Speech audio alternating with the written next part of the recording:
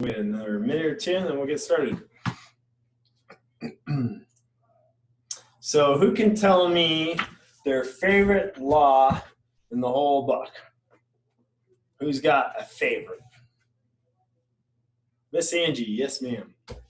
My favorite has actually changed since when I read this book a year ago. It used to be the law of navigation, which I still love, but taking into consideration the year that we've had and the challenges and the opportunities that have come with that, the law of victory is now my favorite law.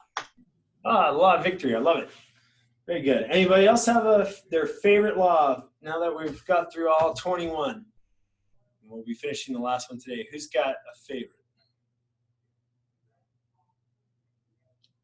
How about you, Mr. Fudge? What's your favorite?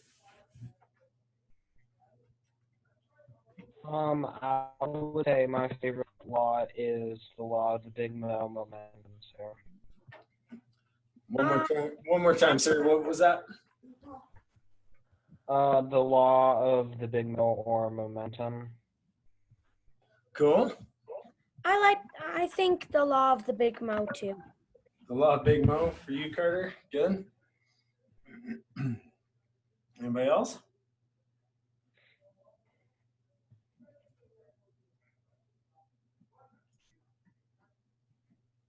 Okay, well, we'll get started in here in about 1 minute. While we're waiting, we should have everybody, if your Christmas tree is in the background, like Mr. Trenton and Miss Chrissy's tree back there. That's a cool tree. Is that a real tree? No, sir, it's not. It looks real. It is a tree that we bought from Home Depot several years ago after my husband and I had another fight about taking the lights off of our real tree at the end of the year. We decided to buy a very nice artificial tree, and it has proved to be a very good thing. Anybody have any fun Christmas tree stories? I'll share mine. I had so every year I go cut a tree normally, except for this year.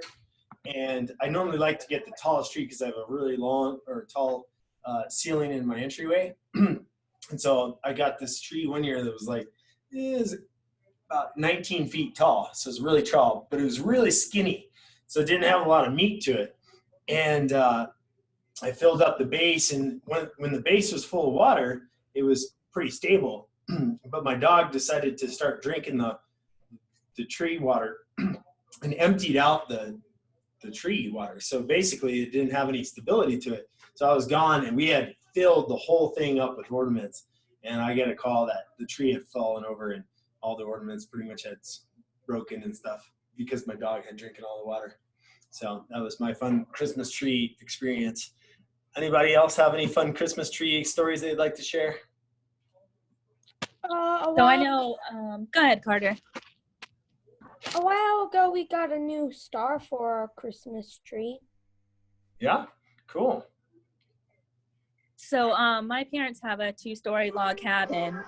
Sorry. Hold on. So we have a 2-story log cabin, and we would have our Christmas tree upstairs.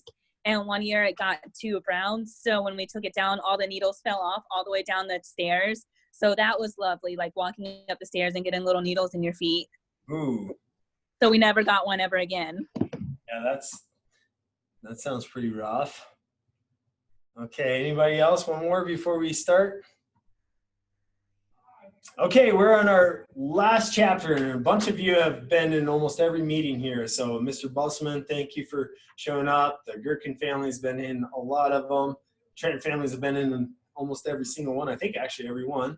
And who else do we have? Mr. Campbell, you're also in almost every one. Mr. Fudge, thanks for showing up. So we're going to start a new one in January. Like I was saying, we're going to be announcing the book here shortly. And the big thing about this one is going to be a leadership class in all 3 schools, and we're going to share at the same time. So we should have a lot more participation and a pretty cool book that we're going to be announcing. So we're going to get started with this week. We're on the chapter 21, the law of legacy. A leader's lasting value is measured by succession. That's a big word. Who can tell me what succession means? It basically is the same as success, except it has "ition" at the end. Good. So it's like you're saying, succeeding in something, but then also past tense, like somebody that's going to take over, or maybe people. So somebody that assumes and takes the role of what you are accomplishing. So what do you want people to say about you after you're gone? So he starts the book with that statement, and that can be kind of a weird statement, right? Like what are people going to say about you after you're gone? Maybe after your job, maybe you leave a job, or maybe in high school. It doesn't mean just even passing away. It could just mean something like you leave an organization or you leave high school. You're going to have a legacy. And a legacy is just what you're leaving behind, what people think and say about you. And a lot of times it's something that's really short. It doesn't mean that they have a lot. It's compacted. And so that's really what's kind of cool about legacy, is that you can leave a long legacy in one sentence. And we're going to talk a little bit more about that later. But it might seem like kind of an odd question, but you really need to be thinking about that, because it may be the most important thing that you can ask yourself as a leader. So he ends the book with this last one of legacy. What are you going to leave behind? Okay, and that's really what legacy is. So most people never really consider it, especially when you're thinking about leadership, because if they don't, their lives and leadership take a different direction, that of their greatest potential or impact. If you want your leadership to really have meaning, you need to take into account the law of legacy. Why? Because a leader's lasting legacy is really measured by succession, like he says. So our ability as leaders will not only be measured by like buildings, things that you accomplish, maybe something that you built.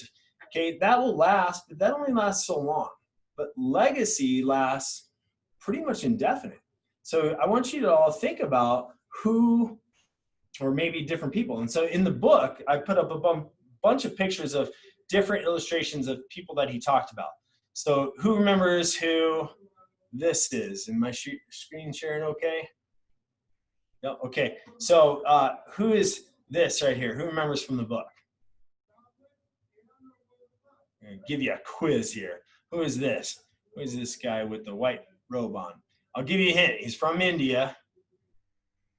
Anybody? Gandhi. Gandhi. Good job, Carter. Okay, so that's Gandhi. Who's this? Oh, you can't see. That's part of the hint right there. Yes, Mr. Fudge. Winston Churchill, sir. Winston Churchill. Good. Who's this? Martin Luther King Jr. Good job, Carter. And of course, everybody should get this one, right? Who's that? That's Abraham Lincoln. Abraham Lincoln. Yeah. What about this last picture here?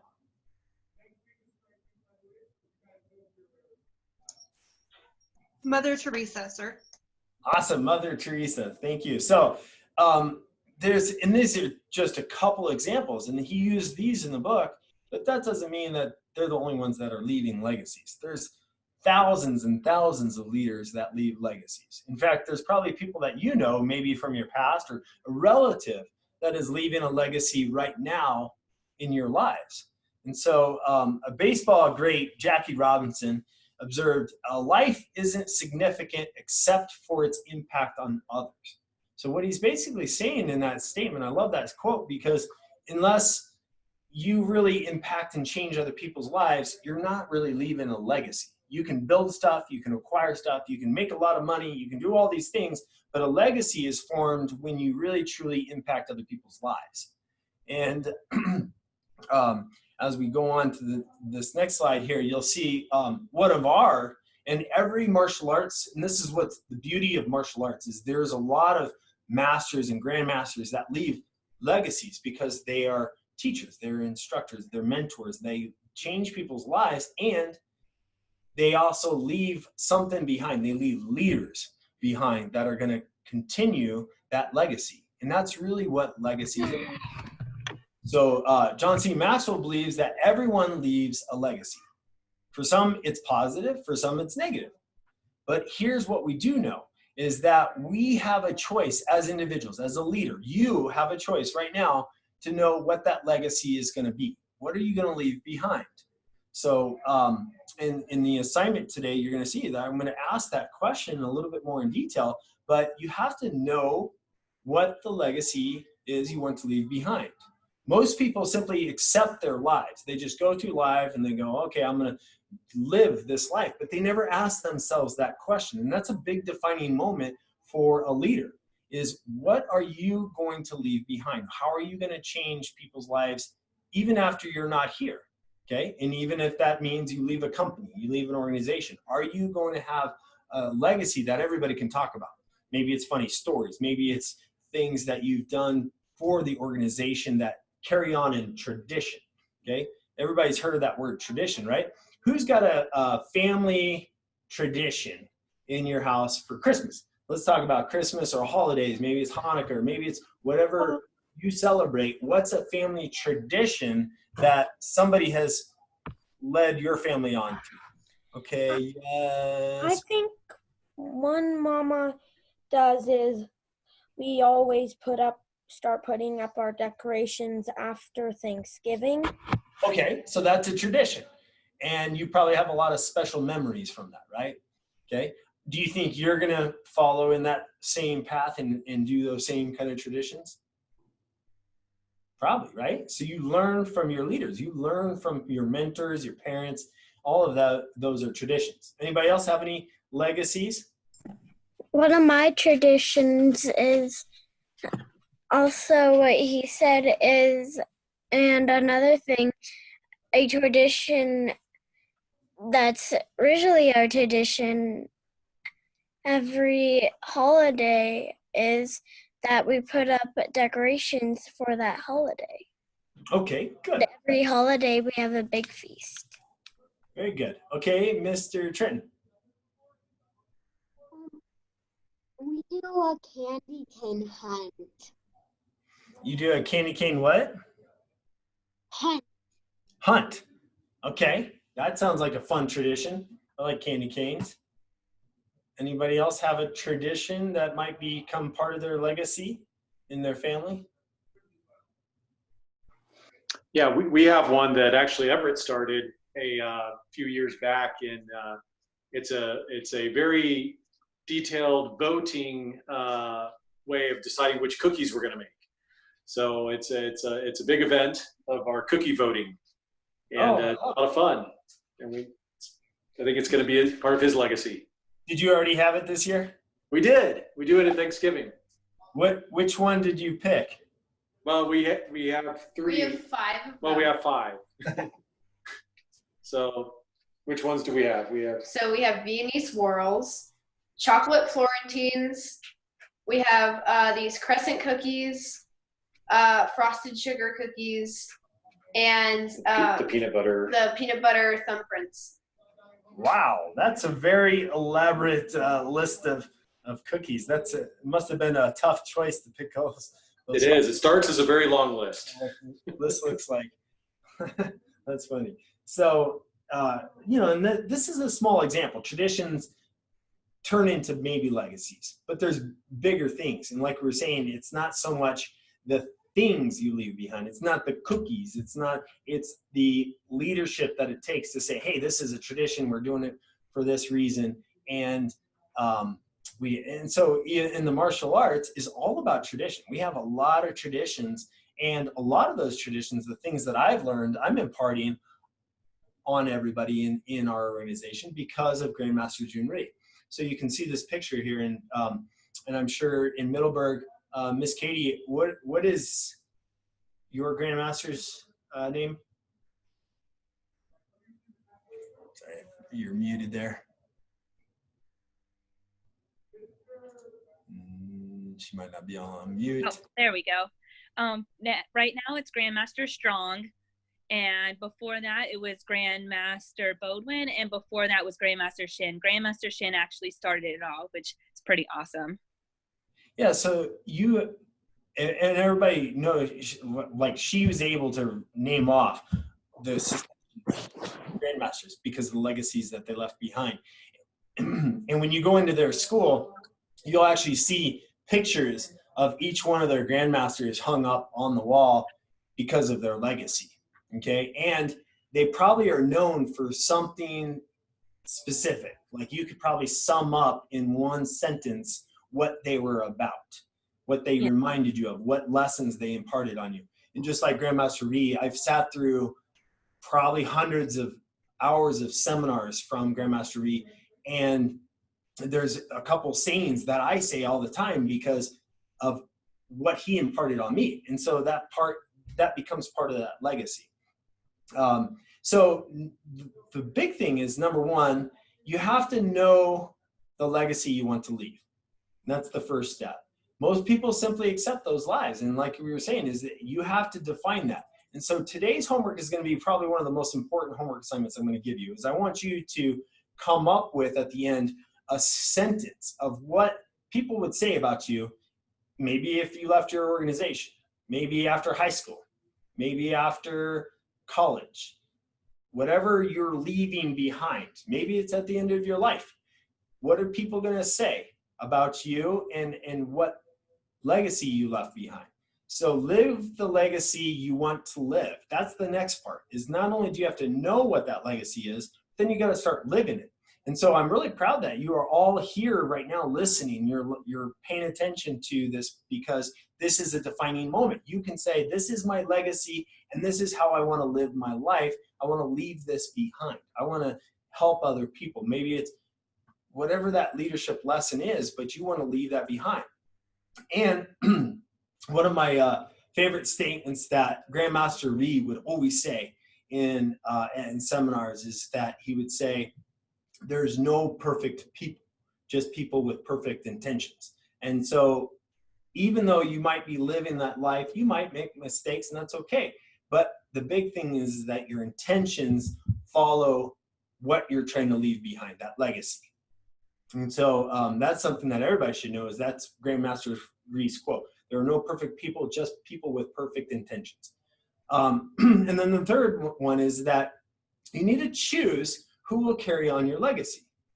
What does he mean by that? If you have to choose who's going to live on your legacy. If I leave a company or leave an organization, I should think about who's going to be in my succession, who's going to be succeeding me in that, who's going to take on the responsibility and the roles and carry on.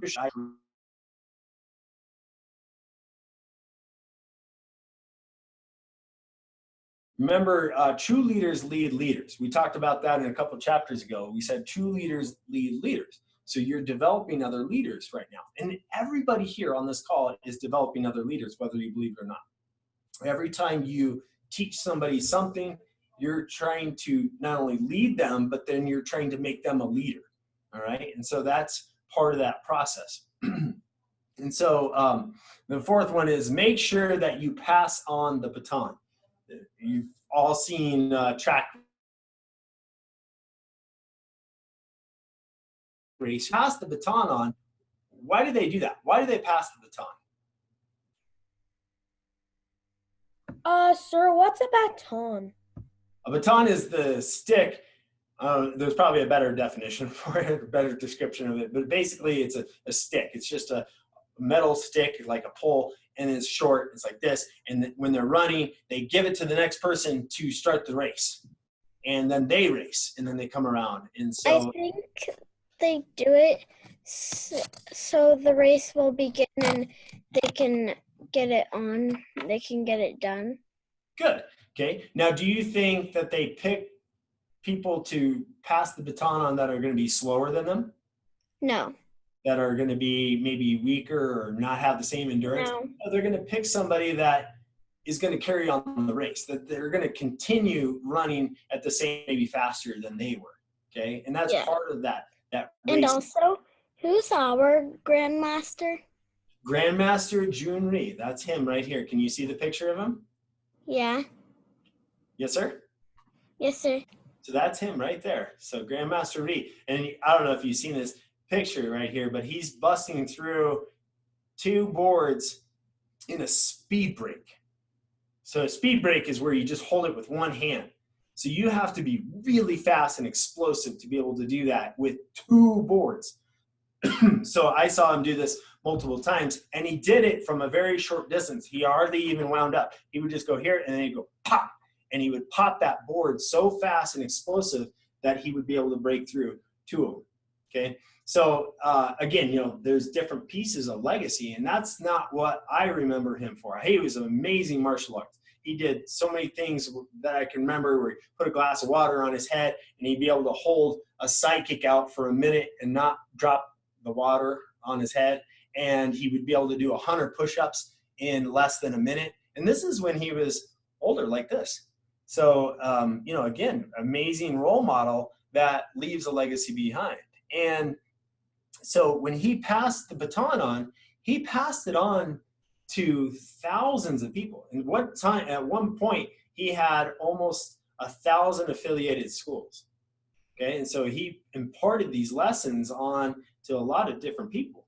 And, you know, every grandmaster, just like Miss Katie was saying, they have hundreds and thousands of ATA schools and different organizations and Tung Soo Do schools that those grandmasters created and passed on these traditions to. So when you make sure you pass the baton on, you have to start that plan kind of early. So we say begin with the end in mind. That's part of this, is when I start something, I say, okay, who's going to take on if I'm sick? Who's going to take it on when I'm not there? Who's going to take it on if I leave? And that's something that you have to start thinking about early on in your life, is when I start something and I get something going, who's going to lead the charge after that? Okay, so on this next slide, I want everybody to watch a quick video before we're done. It's about 5 minutes long. I'm going to turn the audio up and share a little differently so you guys can hear the audio.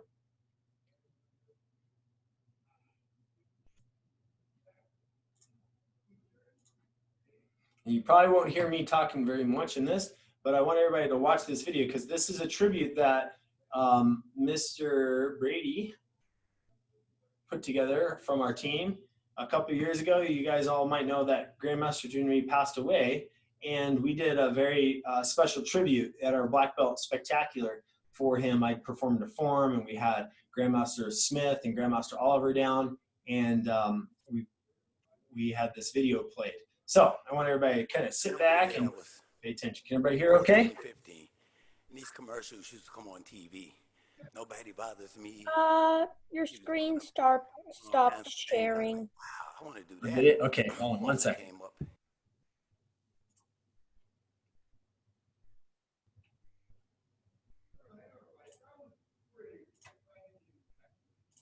Let's see if we can do it again here.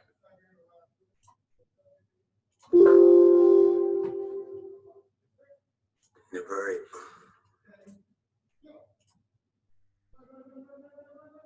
15.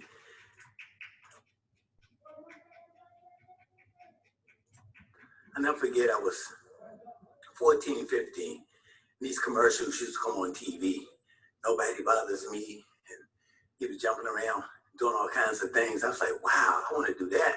Of course, I came up in a very difficult time. We were financially disabled. And so I started selling papers, and I started washing cars. I never forget this place called Sam's Car Wash. I was going to learn some Taekwondo. So, like I said, I started washing cars, and I washed enough cars to get my black belt. Then one thing after another, I met some wonderful people, Jimmy, Jeff Smith, the Worley Brothers. And then I had never, ever been on a plane before in my life. And Master Reed got us on this plane. He got us on this little Cessna. And we were flying. It was cold as heck. We were flying to Ohio. And Jeff and I were hugging each other in the back seat. It was like, it was the only way to stay warm. And Master Reed, we got off the plane, he said, we're never flying like this again. I know we're on 747s, flying around the world competing. And I never would have thought something like this would happen to this little kid coming out of the rough neighborhood.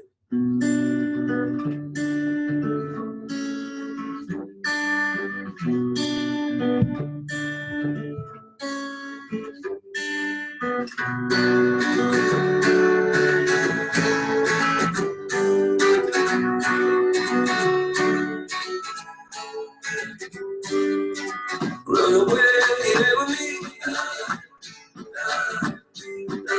lost soul to reverie. Running wild, running free. Two kids, you and me.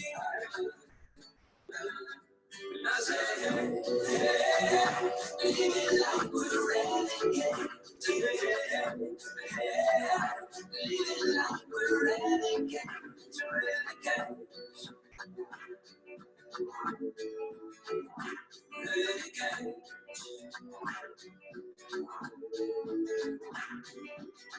Long live the pioneer, rebels and mutineers. Go forth and have no fear. Come close and let me near.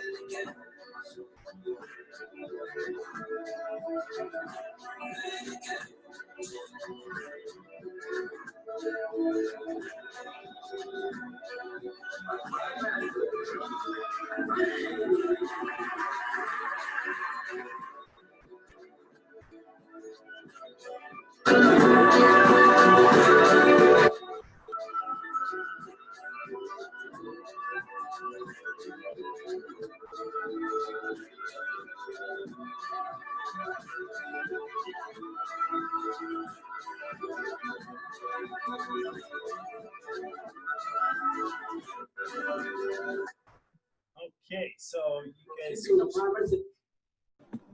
There's one person I noticed in that video, Mr. Muscle Man. Who is that? Mr. Muscle Man. Oh, you noticed Mr. Muslim. Good. He was in there. Yeah, he was a little bit younger in that one, huh?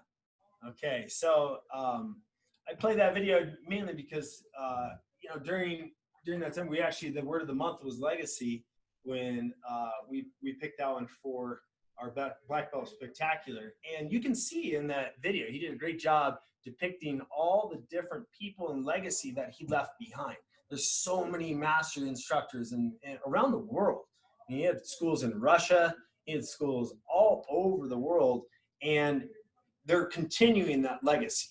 And just like we are, and you guys are, as leaders, you're continuing that legacy going forward. And so that's something you should not only be proud of, and just like in Middleburg Martial Arts, they have Grandmaster instructors that founded Tung Soo Do, which if everybody doesn't know what Tung Soo Do and Taekwondo are basically the same style, but a little different, right? And they're both Korean arts and they have just different lineages and some small variations, but same kind of legacy that they have left behind, and they're now continuing that legacy on.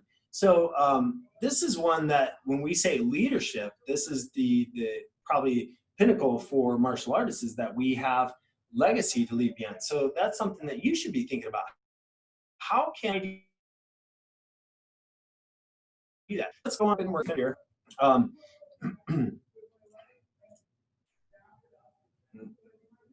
if I can figure this out here.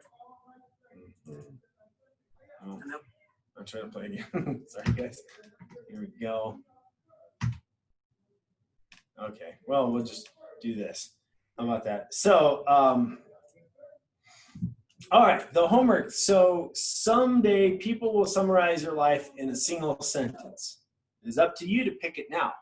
What is that sentence? And so your homework is going to be to write that sentence down. Write down what you think people are going to say about you after you're gone. And like I said, it doesn't mean after you die. It could be after you leave elementary school. It could be after you leave high school or college or your job or your career. Like Carter, whatever that is. And if you write that down now and you begin with the end in mind, that's going to help you start the process of living that legacy. So the next question is after you come up with your sentence that you want, it could be your mission statement. It could be whatever you want to say as far as your legacy, what people are going to say about you, is what can you do better right now to start living your legacy? Starting that right now. There might be some changes that you can make that are going to help you down this path of living that legacy. Okay, so I want you really thinking about those two things. Is one, write down a statement, what people are going to say about you. And then two, what can you do better right now to start living your legacy? All right, so. I have my sentence already. I want to hear it. I can't wait. I want to be more like you because I want to get my 10th degree. Oh, okay. So I'm only a 5th degree, but I'm going to become a 10th degree one day. So thank you. That's very sweet. Anybody else? And this doesn't have to be something you share right now. It might take you a little bit to write this sentence down, but it's really important. This summarizes the whole book. This is kind of the finale, is that you want to just take this moment and write down that sentence of what you're going to be. And you can reflect back on all the different laws. Like maybe you're going to be really strong in the law of influence. Okay, maybe you're going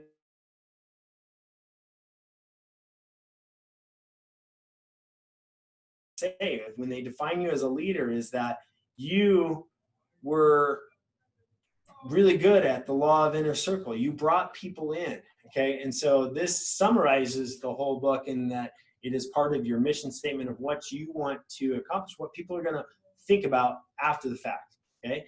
And you can change that right now. You can start living your legacy right now, okay?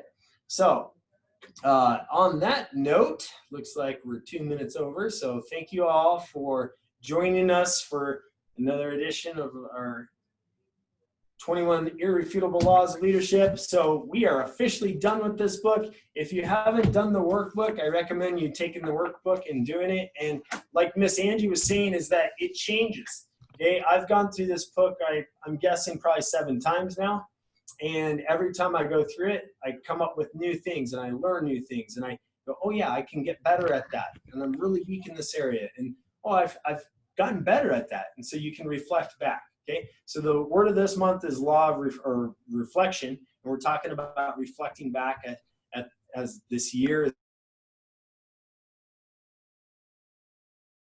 is coming. Be announcing, like I was saying, a new time and a different kind of format for the Mat Chat here in a couple of weeks, and we'll be putting that out there in enough time for you guys to get some books going. I did start officially saying that we were going to do a book that's a great book called Burnout, Burnout, Burnout, but I found a new one today that we might jump on as a recommendation from one of our staff members. So, anybody want to share anything before we get off? No, Piper. Yes, Merry Seamus. Christmas. James. Good. May I go to the restroom? Oh, he was. Go ahead, bud. Oh, here, I'll unmute you. Oh, he's done, I guess. Okay, he's in the other room. All right, so we have a special Ninja Bread party coming 19th of December. It's going to be a virtual one. We're going to be joined by Middleburg Martial Arts, Master Luton, and we're going to be making Ninja Bread houses together and having a lot of fun. So I hope everybody joins us. It's on at 4 o'clock. You do need to register for it. So you just go to the website. If you go to Ripple Effect Martial Arts or follow your guys' link, but if you go to the website and you hit click on events, then you can go right down to it and you can click on register for the 19th, and you'll be able to find it there. Okay. If you have any problems or you need to have a program director or somebody, you can always call your school. You just say, hey, can you register for me for the Ninja Bread, and they'll pop you in there. Okay. And then what you're going to want to do is go get yourself the supplies, get yourself kind of the base set up, and we're going to put some instructions out next week that are going to tell you guys a little bit of what to do beforehand. I'll talk to my parents about that because I want to do it. Yeah, awesome. Okay, well, you do that. And we'll see everybody to celebrate Christmas and the holidays and everything on the 19th at 4 o'clock. So thank you guys. Have a great evening. You too. Bye. Thank you, sir. Thank you, sir. Thank you,